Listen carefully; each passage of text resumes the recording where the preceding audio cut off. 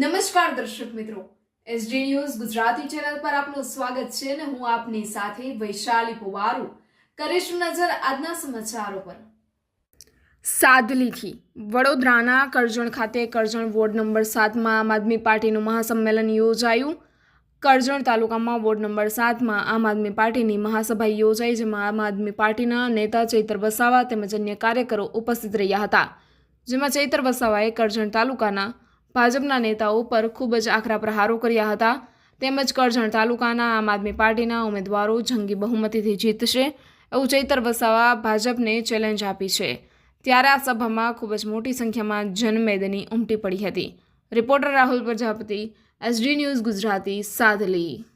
નગરપાલિકામાં આમ આદમી પાર્ટીના ઉમેદવારોના સમર્થનમાં અમે પ્રચાર માટે જનસભા માટે આવ્યા છીએ। જે રીતે પૂરા ગુજરાતમાં ભાજપના ઉમેદવારોને બિનહરીફ કરાવવા માટે આ લોકોએ સામ દામ દંડ ભેદ નીતિ અપનાવી છે અને ત્યારે પણ કોઈ નથી માનતું, ત્યારે આ લોકો મતદારોને ધમકાવી રહ્યા છે। કરજણમાં આ એ જ વિસ્તાર છે જ્યાં ભારતીય જનતા પાર્ટીના વડોદરા જિલ્લા પ્રમુખ સતીશભાઈ દ્વારા મતદાતાઓને ખુલ્લી ધમકી આપવામાં આવી છે, જો તમે ભારતીય જનતા પાર્ટીના ઉમેદવારને મત નહીં આપશો તો તમારા બધા ઝૂંપડા અમે તોડાવી નાખીશું, એવી ખુલ્લી ધમકી અહીંયા આપવામાં આવી છે। ત્યારે આજે તમે સ્વયંભૂ લોકો ઉમટી પડ્યા છે એ તમે જોઈ શકો છો, એ આક્રોશ તમે જોઈ શકો છો।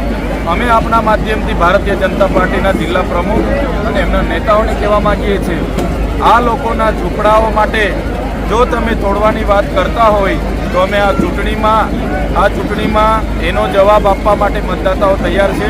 સાથે સાથે ઈંટનો જવાબ પથ્થરથી આવનારા દિવસોમાં અમારે આપવાનું થશે, તે પણ અમે આપીશું।